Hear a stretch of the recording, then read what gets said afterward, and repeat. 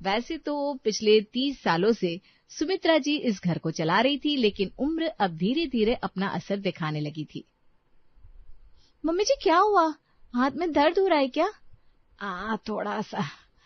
अब उम्र भी तो हो रही है बेटा, अब तो लगता है ये एक रोटी भी बेली नहीं जाती मुझसे। मम्मी जी आप आराम कीजिए, अब इतना सब करने की क्या जरूरत है? आपकी 3 बहुएं हैं, अब आपको रिटायरमेंट ले लेनी चाहिए इन घरों के कामों से। बिल्कुल, अब जिम्मेदारी हमें दे दीजिए, अभी हम नहीं संभालेंगे ससुराल को तो कब करेंगे? बात तो तुम तीनों की गलत नहीं है वैसे, अब मुझसे ना इस घर की जिम्मेदारियां नहीं संभलती है। सुमित्रा 3 बहुओं को देखती रही। उनके चेहरे पर मुस्कान थी, लेकिन मन में एक सवाल था, जिम्मेदारी दूं तो किसे? अगर बड़ी बहू को देती तो लोग कहते बड़ी है इसलिए उसी को सब मिल गया। अगर मंजली को देती तो बाकी दोनों के मन में बात बैठ जाती। अगर छोटी को देती तो लोग कहते सास को छोटी बहू ज्यादा प्यारी है। उन्होंने उस समय कुछ तय कर लिया, लेकिन किसी से कुछ कहा नहीं। 2 दिन बाद सुबह का नाश्ता खत्म हुआ ही था। सुमित्रा ने सभी को बैठक में बुला लिया। सुमित्रा ने अलमारी से एक पुरानी पीतल की चाबी निकाली। उस चाबी के साथ एक छोटा सा गुच्छा बंधा था। मम्मी जी ये किसकी चाबी है? हमारी रसोई की। रसोई की चाबी? लेकिन ये तो शायद आपके पास ही रहती है ना हमेशा मम्मी जी। जब तक हाथ पैर चलते हैं तब तक जिम्मेदारियां अच्छी लगती है, लेकिन एक दिन ऐसा भी आता है जब उन्हें आगे सौंपना पड़ता है। मैं भी अब वही दिन देख रही हूँ। मम्मी जी अभी तो आप बिल्कुल ठीक है, अभी तो आपको हम सबको बहुत कुछ सिखाना है। आज ठीक हूँ इसलिए तो सही समय पर फैसला करना चाहती हूँ। कल अगर मजबूरी में करना पड़ा तो शायद सही फैसला न कर पाऊं। हरिओम जी भी उनकी बात सुनकर मुस्कुरा दिए। उन्हें पता था सुमित्रा बिना सोचे कभी कोई निर्णय नहीं लेती। सुमित्रा ने चाबी फिर अलमारी में रख दी। आज से ठीक 7 दिन बाद हमारे घर कुछ खास मेहमान आने वाले हैं। कौन आने वाला है माँ? कुछ पुराने रिश्तेदार बेटा, कुछ हरिओम जी के दोस्त और 2-3 ऐसे लोग जो खाने के बहुत शौकीन है। मतलब इस बार खाने की परीक्षा होने वाली है, जैसा वो टीवी सीरियल में होता है? सिर्फ खाने की नहीं, सोच के भी। मैं कोई फैसला बिना परखे नहीं करने वाली हूँ। हाँ, ये बात ध्यान में रखना तीनों। करना क्या होगा हमें? तुम तीनों अपनी अपनी एक थाली तैयार करोगी, जैसे तुम्हें सबसे अच्छी लगती हो। उस दिन जो थाली मेहमानों के दिल में सबसे ज्यादा जगह बना लेगी, उसी बहू को इस घर की पूरी रसोई की जिम्मेदारी मिलेगी। बस इतना सुनना था कि तीनों के मन में अलग अलग तस्वीरें बनने लगी कि किस तरह आखिर उन्हें इस परीक्षा को पार करना है, क्योंकि अब ये सिर्फ परीक्षा ही तय करती कि कौन सबसे ज्यादा जिम्मेदार और बुद्धिमान भी है। मम्मी जी मेहमान कितने होंगे? क्या अभी से डर लग रहा है कि ज्यादा मेहमान होंगे तो ज्यादा खाना बनाना पड़ेगा, मेहनत ज्यादा लगेगी? अरे नहीं, वैसी मैं तो इसलिए पूछ रही हूँ ताकि किसी को कुछ खाना कम न पड़ जाए। मम्मी जी शाम को तीनों बहुओं के कमरों में अलग अलग बातें हो रही थी। साक्षी अपनी अलमारी खोलकर नई नई प्लेटें निकाल रही थी, कांच की, सिरेमिक की, चांदी की बॉर्डर वाली। वो एक प्लेट रखती, दूसरी उठाती, फिर आईने में देखकर मुस्कुरा देती। इस बार थाली ऐसी होगी कि लोग खाना बाद में देखेंगे, पहले उसकी तस्वीरें खींचेंगे। देखती हूँ फिर माँ जी कैसे मुझे नहीं चुनती है। मुझे समझ है कि घर में अगर कोई आए तो कैसे उसके सामने प्रेजेंटेशन करना है। माँ जी तो खुशी हो जाएगी ये सब देखकर। उधर वर्षा कॉपी और पेन लेकर बैठी थी। वो लिख रही थी, दाल, 2 सब्जियां, रायता, रोटी, चावल, सलाद, पापड़, अचार, मिठाई, और फिर जोड़ घटाव करने लगी। जितनी ज्यादा चीजें होंगी उतनी ही बड़ी थाली लगेगी। नहीं, अगर घर की जिम्मेदारी लेनी है तो काम भी अच्छा होना चाहिए और बजट में भी होना चाहिए, तभी तो समझदार बहू कहलाऊंगी मैं। इसी बीच मीरा चुपचाप रसोई में गई। उसने फ्रिज खोला, फिर बंद कर दिया। मसालों की डिब्बियां देखी, फिर आंगन में चली गई। वो वहां बैठी तुलसी में पानी डाल रही थी, इतने में हरिओम जी वहां आ गए। अरे बहू, बाकी दोनों तो तैयारी में लग गई, तुम यहाँ क्या कर रही हो? बाबूजी अभी तो मुझे ये भी नहीं पता कि मेहमान कौन है, किस उम्र के हैं, क्या खाते हैं, क्या नहीं खाते। हाँ तो जब तक खाने वाले को जानूंगी नहीं तब तक थाली कैसे तय कर दूं? अरे इतना सोचोगी तो पीछे रह जाओगी बहू। दोनों बहुओं को देखो कैसे तैयारी में लगी है, और तुम हो कि अभी तक ऐसे बैठकर सोच रही हो। मीरा अभी तो उन दोनों से पीछे ही थी, लेकिन अभी फैसला बहुत दूर था, क्योंकि अगले 7 दिनों में थालियां नहीं, तीनों बहुओं की सोच परोसी जाने वाली थी। अगले दिन से घर का माहौल ही बदल गया। जिस रसोई में तीनों बहुएं हंसते बोलते खाना बनाती थी, अब वहीं तीनों अलग अलग समय पर आने लगी। कोई किसी को अपनी तैयारी नहीं दिखाना चाहता था। सुबह साक्षी सबसे पहले रसोई में पहुंची। उसने अलमारी से बड़ी बड़ी सर्विंग प्लेटें निकाली, फिर मोबाइल खोलकर विदेशी फूड प्लेटिंग की तस्वीरें देखने लगी। अगर थाली खूबसूरत दिखेगी तो मेहमान पहले ही खुश हो जाएंगे। आधा स्वाद तो आंखों से ही आता है। इतनी सारी प्लेटें क्यों निकाल रखी है? इस बार सिर्फ खाना नहीं, पूरी प्रेजेंटेशन जीतनी है। देखना, मेरी थाली देखकर सब फोटो निकालेंगे। अरे बस खाना ठंडा मत कर देना फोटो खिंचवाते खिंचवाते। दोनों हंसने लगे। उधर वर्षा डायरी लेकर बैठी थी। उसने पूरे घर का राशन लिख लिया था। कितना चावल, कितना आटा, कितनी दाल, कितना घी, सब का हिसाब उस डायरी में लिखा हुआ था और लिस्ट भी वहीं तैयार की हुई थी। अरे ये तो दुकान का हिसाब लग रहा है। खाना तभी अच्छा लगता है जब फिजूल खर्ची ना हो। मैं ऐसी थाली बनाऊंगी जिसमें कोई चीज बेकार न जाए। लेकिन मम्मी ने बचत का नहीं, सबसे अच्छी थाली का कहा है। अच्छी वही होती है जिसमें घर का नुकसान ना हो। वाह वाह, मेरी बीवी तो सच में ऑलराउंडर निकली। मान गए आपको पत्नी जी। लेकिन मीरा कहीं दिखाई नहीं दे रही थी। सुमित्रा ने सोचा शायद तैयारी कर रही होगी, लेकिन मीरा रसोई में नहीं, आंगन में बैठी थी। उसके सामने एक छोटी सी कॉपी खुली थी। वो उसमें कुछ लिख रही थी। क्या लिख रही हो बहू? कुछ नहीं मम्मी जी, बस मेहमानों के बारे में। अरे अभी तो आए भी नहीं है। इसीलिए तो पूछ रही हूँ, कौन कौन आ रहे हैं, किसे क्या पसंद है, किसे क्या नहीं खाना चाहिए। अरे इतनी चिंता क्यों कर रही हो? तुम बहू हो, तुम अपनी थाली बनाने पर ध्यान दो। पर थाली तो खाने वाले के लिए बनानी है ना मम्मी जी, अपने लिए थोड़ी ना बनानी है। अच्छा बताओ क्या जानना है? बाबूजी के दोस्त शर्मा अंकल आएंगे क्या? हाँ, उन्हें डायबिटीज है ना? हाँ है तो। और ताऊ जी, उन्हें क्या पसंद है? अरे उन्हें मिर्च बिल्कुल पसंद नहीं है। अच्छा, और सीमा बुआ के व्रत चल रहे हैं क्या अभी तक? व्रत नहीं है, लेकिन प्याज लहसुन नहीं खाती वो अभी। अच्छा अच्छा।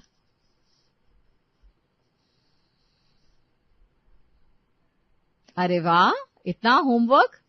बस ताकि किसी को परेशानी ना हो। इतनी चिंता मत करो, अच्छी प्लेट देखकर लोग सब भूल जाते हैं। मीरा, तुम्हें लोगों को खुश करना आना चाहिए, इन सब से कुछ नहीं होता आजकल। जी दीदी, मैं ध्यान रखूंगी। साक्षी चली गई। मीरा फिर लिखने लगी।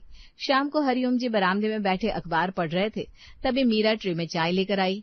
उसने ट्रे में 2 तरह के बिस्किट रखे थे। हरिओम जी ने पूछा, 2 तरह के क्यों है बेटा? बाबूजी, ये वाले आपके लिए हैं, इनमें चीनी कम है, और ये वाले सबके लिए। तुम्हें कैसे पता चला? पिछले महीने डॉक्टर ने आपको कम चीनी खाने को कहा था ना। आपने समझा होगा किसी ने ध्यान नहीं दिया, लेकिन मैंने सुना था। लेकिन तुमने मेरा तो नुकसान करवा दिया ना। अब मैं मीठे बिस्किट कैसे खा पाऊंगा? आप भी ना बाबूजी। ये यहाँ बाबूजी के साथ हंसी ठिठोली कर रही हैं। अभी तक कोई परीक्षा की तैयारी नहीं की। बताओ, इससे तो चाबी मिलने से रही। जहां मीरा ज्यादा कुछ नहीं कर रही थी, वहीं साक्षी ने शहर की सबसे महंगी क्रॉकरी मंगवा ली थी। सुनहरे किनारों वाली प्लेट, छोटी छोटी डिजाइन वाली कटोरियां, लकड़ी का सर्विंग बोर्ड और फूलों की सजावट। इतना सब? ऐसा लग रहा है कि किसी की कैटरिंग का ऑर्डर मिला है तुम्हें। पहली नजर का असर सबसे बड़ा होता है। खाना इंसान मुंह से बाद में खाता है, आंखों से पहले खाता है।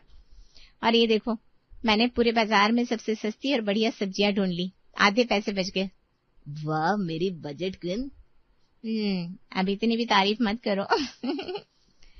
जहां एक तरफ दोनों बहुएं जोरदार तैयारी में लगी थी, वहीं मीरा अपने कमरे में बैठी थी। उसने थाली की कोई डिजाइन नहीं बनाई, कोई मेन्यू भी तय नहीं किया। उसने सिर्फ अपनी कॉपी खोली और सबसे ऊपर लिखा, मेहमान क्या खाएंगे। फिर नीचे एक एक नाम के सामने उनकी पसंद, उनकी उम्र, उनकी सेहत के बारे में लिख दिया। और उसने बाकी दिनों में भी ज्यादा कुछ नहीं किया। और फिर देखते ही देखते वो दिन भी आ गया जिस दिन सुमित्रा देवी का रखा हुआ परीक्षण होने वाला था। सुबह से ही पूरे घर में रौनक थी। आंगन में कुर्सियां लग चुकी थी, बरामदे में बड़े बड़े गमले सजा दिए गए थे।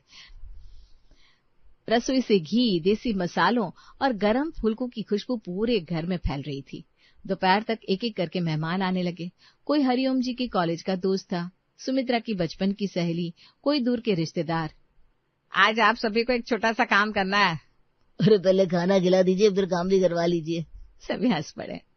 आज मेरी तीनों बहुएं अपनी अपनी थाली परोसेंगी।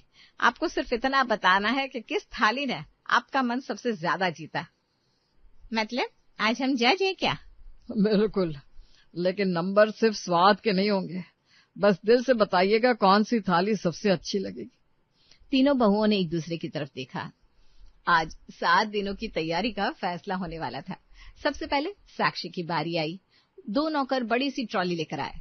ट्रॉली पर सफेद कपड़ा बिछा था, उसके ऊपर सुनहरे किनारों वाली प्लेटें रखी थी। कटोरियां, चम्मच, नैपकिन, सब कुछ एक जैसी दूरी पर सजा हुआ। थाली के चारों तरफ गुलाब की पंखुड़ियां थी और बीच में छोटी सी मोमबत्ती भी जल रही थी। वाह, होटल जैसी थाली लग रही है ये तो। गजब की सजावट है बहू। बिल्कुल, इंसान आंखों से पहले खाता है फिर जुबान से। अरे इसकी फोटो तो मैं अपनी बेटी को भेजूंगी। इतनी सुंदर थाली मैंने शादी ब्याह में भी नहीं देखी। साक्षी के चेहरे की खुशी बढ़ती जा रही थी। फिर सबने खाना शुरू किया। कुछ ही मिनट बाद एक अंकल ने पानी पिया। बेटा, दाल थोड़ी ठंडी हो गई है। पूड़ी अगर अभी अभी तली होती तो और मजा आ जाता।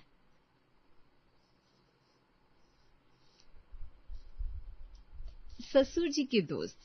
सजावट तो बहुत सुंदर है, लेकिन खाना थोड़ा गर्म होता तो बात ही अलग थी।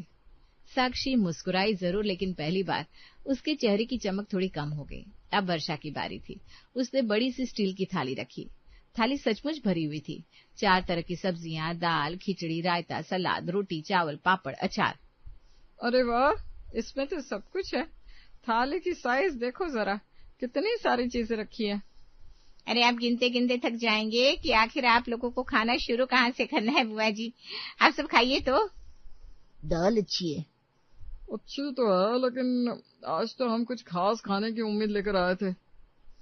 बेटा, मिठाई बाद में आएगी क्या? नहीं आंटी, रोज के खाने में मिठाई जरूरी थोड़ी ना है। मुझे डॉक्टर ने चावल मना किए, कुछ और मिल जाएगा? वर्षा ने असहाय होकर सुमित्रा की तरफ देखा।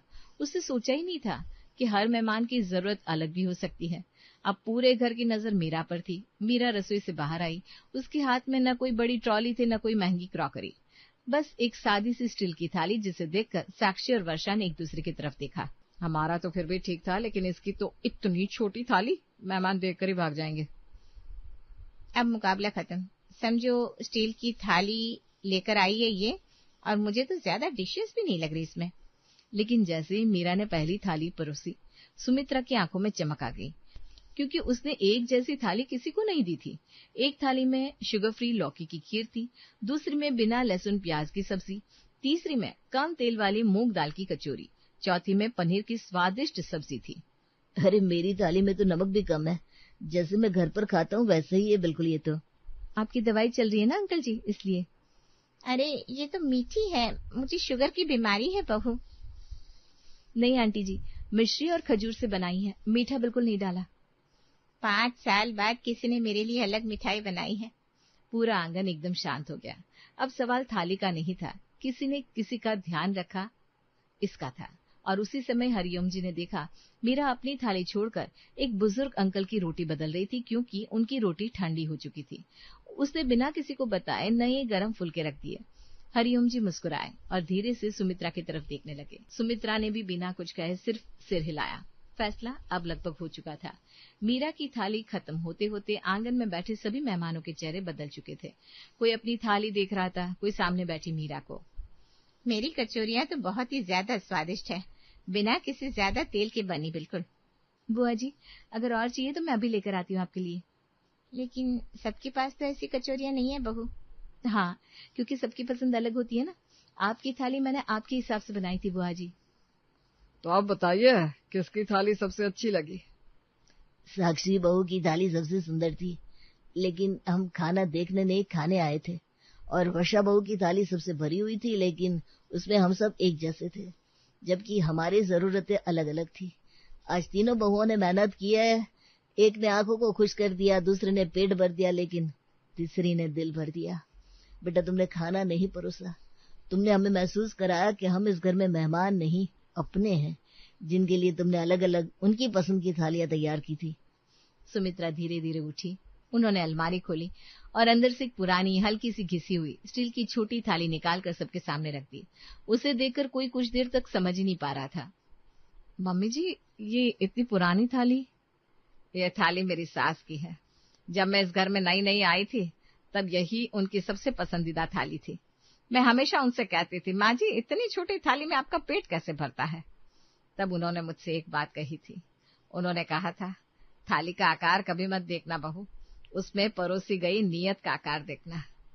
साक्षी, तुम्हारी सबसे बड़ी ताकत है कि तुम किसी भी साधारण चीज को खूबसूरत बना देती हो। आज से घर की सजावट, त्योहार, मेहमानों का स्वागत सब तुम संभालोगी। वर्षा, तुम एक एक रुपए की कीमत समझती हो।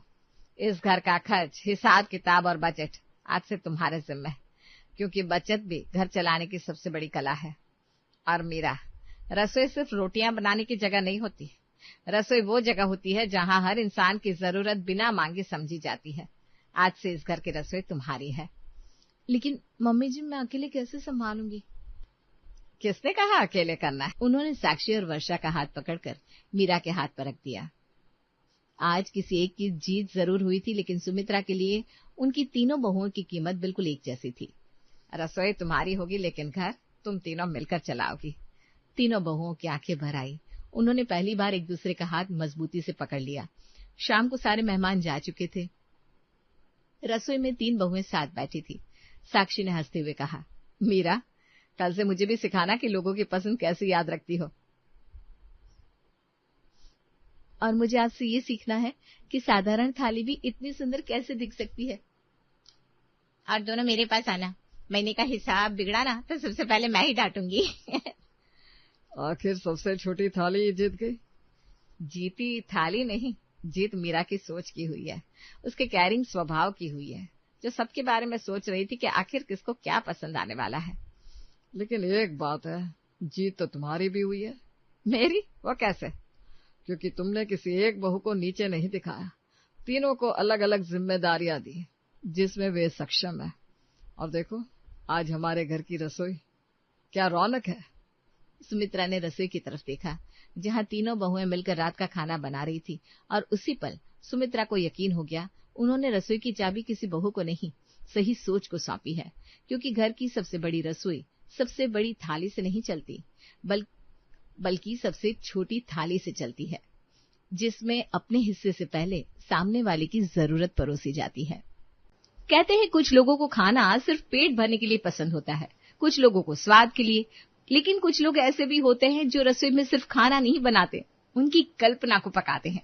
नैना भी उन्हीं लोगों में से एक थी। अगर किसी ने उससे पूछा होता कि तुम्हारा सबसे बड़ा शौक क्या है, तो शायद वो बिना एक पल सोचे यही कहती, पुरानी रेसिपी को नया रूप देना। उसे लगता था खाना कभी बूढ़ा नहीं होता, बस उसे बनाने का तरीका बदलता रहता है। बचपन में जब उसकी माँ आलू की पूरी बनाती थी, तो नैना उसी आलू में थोड़ा सा पनीर मिलाकर नई स्टफिंग तैयार कर देती। कभी दाल के चीले में सब्जियों की नई फिलिंग भर देती, तो कभी बची हुई रोटियों से ऐसा नाश्ता बना देती। धीरे धीरे उसे सिर्फ खाना बनाने का ही नहीं, उसे लोगों तक पहुंचाने का भी शौक हो गया। नैना, अभी शादी को कुछ ही समय हुआ है, आते ही रसोई में लग गई। लोग कहेंगे कैसी सास है, बहू को आते ही काम पर लगा दिया। मम्मी जी, मैं तो इस रसोई से अब ज्यादा दूर रह ही नहीं सकती। मुझे तो सबसे ज्यादा खुशी इस बात की है कि इस घर की रसोई बहुत बड़ी है। खुली खिड़कियां, लकड़ी की अलमारियां, मिट्टी के बर्तन, पीतल की थालियां। मेरे वीडियो के लिए इससे सुंदर जगह कभी मिल ही नहीं सकती थी। अगर तुम खुश हो तो हमें और क्या चाहिए बहू। तुम्हारा जो मन हो वो कर सकती हो तुम। इसे तुम अपना ससुराल नहीं, अपना घर समझो बेटा। थैंक यू मम्मी जी। मैं काफी सारे वीडियोस आज तक बनाती आई हूँ, लेकिन अब इस रसोई से मैं कुछ नया करना चाहती हूँ। बिल्कुल बेटा, हम हमेशा तुम्हारे साथ हैं। तुम्हारे आने से तो ये घर और भी महक गया है। तो फिर ये तय रहा, मैं कल से ही इस रसोई में, मतलब मेरी खुद की रसोई में सबसे अलग डिशेस बनाऊंगी। ठीक है मेरी चुलबुली बहू। अगले दिन सुबह सुबह उसने कैमरा लगाया, मोबाइल ऑन किया और बेसन के नए तरह के चीले की वीडियो रिकॉर्ड करने लगी। उसी समय सावित्री देवी रसोई में आ गई। उन्होंने कुछ देर तक नैना को देखा, फिर धीरे से बोली, नैना बेटा, एक बात कहूँ, बुरा तो नहीं मानोगी? अरे मम्मी जी, आप भी कैसी बात करती हैं? आप तो डांट भी देंगी ना। तब भी बुरा नहीं मानूंगी। बोली ना, क्या हुआ? वीडियो बनाना मुझे बिल्कुल गलत नहीं लगता। तुम्हारे हाथ में हुनर है, उसे दुनिया तक पहुंचाना भी चाहिए। लेकिन एक बात का ध्यान रखना, इन वीडियो में अपना चेहरा मत दिखाना। चेहरा क्यों नहीं मम्मी जी? आजकल तो लोग कहते हैं फेस दिखाओ तभी लोग जल्दी पहचानते हैं। पहचान जितनी जल्दी मिलती है ना बेटा, उतनी ही जल्दी लोग पहचान कर पत्थर भी मारने लगते हैं। दुनिया बहुत अच्छी भी है और बहुत अजीब भी। इसलिए मैं बस इतना चाहती हूँ कि तुम्हारा हुनर लोगों तक पहुंचे, लेकिन तुम्हारी पहचान सुरक्षित रहे। नैना मुस्कुरा दी। उसे लगा मम्मी जी शायद पुराने ख्यालों की हैं। उसने प्यार से उनका हाथ पकड़ लिया और उन्हें समझाने लगी कि मम्मी जी आप देखना, एक दिन मेरी रेसिपी पूरे इंटरनेट पर छा जाएगी। लोग कहेंगे ये कौन है जिसने इतनी अलग रेसिपी बनाई। उस दिन मैं खुद कैमरे के सामने आकर सबको बताऊंगी, मैं ही हूँ नैना, सावित्री देवी की बहू। मैं दिल से दुआ करती हूँ कि तुम्हारा हर सपना पूरा हो। बस इतना याद रखना कि दुनिया पहले तारीफ करती है, फिर उसी बात पर सवाल भी उठाती है। इसलिए जो करना है वो सोच समझ कर करना बहू, और अगर कुछ भी गलत लगे तो हम तो है तुम्हारे साथ। मेरे खाने में अगर स्वाद होगा तो लोग सवाल क्यों करेंगे। आप देखना मैं कैसे अपनी रेसिपी से इंटरनेट पर तहलका मचा देती हूँ मम्मी जी। कितनी मासूम और प्यारी है मेरी नैना। इसे दुनिया की कठोरता का एहसास कभी मत होने देना भगवान। हर मुसीबत और दुख से बचाए रखना। दिन बीतते गए। नैना रोज नई नई रेसिपी बनाती, कभी पालक मलाई समोसा, कभी मलाई मखाना टिक्की, कभी गुड़ वाली मसाला इडली, कभी तंदूरी दाल पराठा। उसकी वीडियो पर धीरे धीरे हजारों व्यूज आने लगे। लोग कमेंट करते, दीदी ये तो हमने पहली बार देखा, आपकी रेसिपी हमेशा अलग होती है, अगली वीडियो जल्दी लाइए ना। नैना हर कमेंट पढ़ती और बच्ची की तरह खुश हो जाती। एक शाम अंकित ऑफिस से लौटा। उसने देखा नैना पूरे किचन में आटा, पनीर, मसाले और ब्रेड क्रम्स फैलाकर बैठी थी। आज तो लगता है पूरी रसोई का नक्शा बदलने वाला है। एक तरफ पनीर लड़ रहा है अपनी सत्ता के लिए, दूसरी तरफ मैदा उसका रास्ता रोक कर बैठा है। बिल्कुल, आज ऐसी रेसिपी बनने वाली है जनाब कि अगर चल गई ना तो लोग भूल जाएंगे कि कचौरी सिर्फ आलू की भी होती है। अच्छा, आज क्या नया प्रयोग होने वाला है? हम भी तो देखें आखिर सदियों से चलती आ रही खस्ता कचौरी के साथ हमारी मैडम क्या करने वाली है। सोचो सोचो सोचो, बाहर से एकदम खस्ता कचौरी लेकिन अंदर आलू नहीं, मसालेदार पनीर भुर्जी, ऊपर से हल्की सी कसूरी मेथी और चाट मसाला। सुनने में तो कमाल लग रहा है, लेकिन ये कचौरी की जगह लोगों को पसंद आएगी? ये सोचने वाली बात है। लोग पहले हंसेंगे, फिर बनाएंगे, फिर वही लोग दूसरों को बताएंगे। नई चीज ना हमेशा पहले अजीब लगती है, फिर जब एक बार पसंद आ जाए तो जुबान पर चढ़ जाती है। तुम देखना कैसे मेरी पनीर भुर्जी की खस्ता कचौरी घर घर तक पहुंच जाती है। रसोई के दरवाजे पर खड़ी सावित्री देवी कुछ देर तक नैना को देखती रही। नैना बड़े प्यार से कचौरियों में पनीर भुर्जी भर रही थी। हर कचौरी का किनारा बंद करने के बाद वो उसे हथेली पर हल्का सा दबाती, फिर कांटे से छोटी छोटी डिजाइन बनाती। नैना किसी बच्ची की तरह अपने काम को करती थी, जिसमें उसके चेहरे की मासूमियत साफ झलकती थी। सच बताऊं, अगर तुम वीडियो ना भी बनाओ ना, तब भी लोग तुम्हारे हाथ का खाना खाने के लिए लाइन लगा देंगे। मुझे होटल नहीं खोलना। मुझे तो बस इतना चाहिए कि जब कोई मेरी रेसिपी बनाए तो एक बार मुस्कुरा कर बोले, वाह ये आइडिया कमाल का था। बनाने में तो बहुत मेहनत लगी होगी इससे तो नैना। मम्मी जी 3 बार खराब हुई है, कभी आटा फट गया, कभी भुर्जी बाहर निकल आई, अब जाकर सही बनी है। इसलिए कहती हूँ, मेहनत का फल हमेशा मीठा हो ये जरूरी नहीं। कभी कभी मेहनत लोगों को दिखाई नहीं देती, लेकिन तुम फिर भी कभी निराश मत होना, मेहनत करती रहना मेरी बच्ची। शाम तक वीडियो तैयार हो गई। नैना ने उसे एडिट किया, हल्का सा म्यूजिक लगाया, आखिर में लिखा, पनीर भुर्जी की khasta kachori, a new twist on a classic snack. उसने पोस्ट का बटन दबाया और मोबाइल एक तरफ रख दिया। उसे बिल्कुल अंदाजा नहीं था कि अगले 24 घंटे उसकी जिंदगी बदलने वाले हैं। अगली सुबह नैना अभी सोकर उठी ही थी, मोबाइल लगातार बज रहा था। 1, 2, 10, 50, 100 नोटिफिकेशन रुकने का नाम ही नहीं ले रहे थे। अंकित जल्दी उठो, जल्दी उठो। अरे क्या हुआ, सब ठीक तो है ना? देखो सिर्फ 8 घंटे में 1 लाख लोग मेरी कचौरी देख चुके हैं। न जाने कितने लोगों ने कमेंट किया है, मेरी रेसिपी वायरल हो गई। अरे वाह, ये तो कमाल हो गया। क्या हुआ ऊपर, इतनी खुशी किस बात की है? लॉटरी लग गई क्या? ये देखिए। अरे वाह बहू, ये तो बहुत बड़ी बात है। कितनी मेहनत करती थी हमारी बच्ची, देखो आज लोगों को दिखाई दे ही गई उसकी मेहनत। मैंने तो पहले ही कहा था एक दिन तुम्हारी रेसिपी जरूर चलेगी। सावित्री चुपचाप मोबाइल देख रही थी। उन्होंने कुछ नहीं कहा। मोबाइल वापस नैना को पकड़ा दिया। पूरा दिन नैना का फोन बजता रहा। किसी फूड पेज ने वीडियो शेयर कर दी, किसी शेफ ने उसकी तारीफ कर दी, किसी होटल ने कमेंट किया, हम इस रेसिपी को अपने मेन्यू में शामिल करना चाहते हैं। नैना खुशी से रोने लगी। मम्मी जी, आपने कहा था ना हुनर लोगों तक पहुंचना चाहिए, देखिए पहुंच गया। हाँ बेटा, पहुंच गया और मैं तुम्हारे लिए बहुत खुश हूँ। यहीं तक क्यों, अभी तो मुझे बहुत आगे जाना है। पूरा परिवार नैना के लिए काफी खुश था। 2 दिन बाद वीडियो 1 करोड़ व्यूज पार कर चुकी थी। अब सिर्फ सोशल मीडिया ही नहीं, टीवी चैनलों पर भी उसकी चर्चा होने लगी। नैना की खुशी का कोई ठिकाना नहीं था। वो पूरे घर में मिठाई बांट रही थी। मम्मी जी, अब तो लगता है इंटरव्यू भी लेने आएंगी मेरा। बिल्कुल आएंगे, अब तो तुम सेलिब्रिटी बनने वाली हो भाई। ये मेरा सपना था और अब जब ये सब सच हो रहा है तो मुझे यकीन नहीं हो रहा। अरे बाहर कुछ गाड़ियों की आवाज आ रही है लगता है। घर के बाहर कई गाड़ियों के हॉर्न सुनाई दिए। महेश जी बाहर निकले। उन्होंने देखा 3-4 न्यूज चैनलों की गाड़ियां खड़ी थी। कैमरे, माइक और कई रिपोर्टर गेट की तरफ बढ़ रहे थे। नैना की धड़कन तेज हो गई। उसने जल्दी से दुपट्टा ठीक किया, बाल संवार लिए, आईने में खुद को देखा, फिर मुस्कुराते हुए बोली, मम्मी जी, लगता है सच में मेरा इंटरव्यू लेने आए हैं।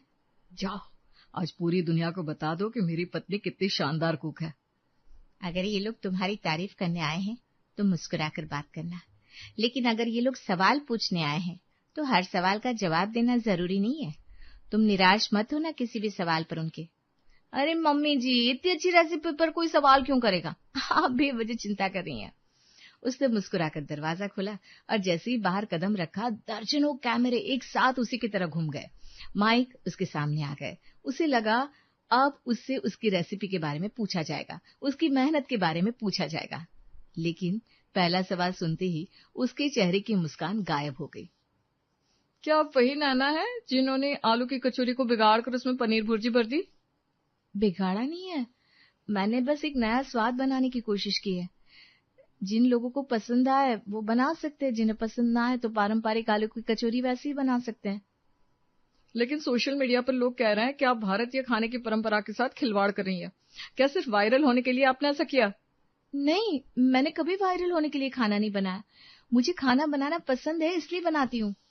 तभी भीड़ में से एक आदमी जोर से बोला, कल ये दाल में चॉकलेट डाल देगी, परसों बिरयानी में आइसक्रीम मिला देगी, बस व्यूज चाहिए इन लोगों को। दूसरा बोला, अरे भाई, हमारे देश का खाना छोड़ दो, हर चीज का फ्यूजन जरूरी नहीं होता। कुछ लोग मोबाइल निकालकर वीडियो बनाने लगे, कुछ लोग हंसने लगे, कुछ लोग बिना पूरी बात जाने भीड़ के साथ खड़े हो गए। नैना पहली बार समझ रही थी कि हजारों तारीफें कुछ मिनटों की नफरत के सामने कितनी छोटी पड़ जाती है। उसकी आंखें भर आई। अगर मेरी रेसिपी पसंद नहीं आई तो मत बनाइए ना, लेकिन मैंने किसी का अपमान करने के लिए नहीं बनाया था। तो अब आप क्या माफी मांगेंगी?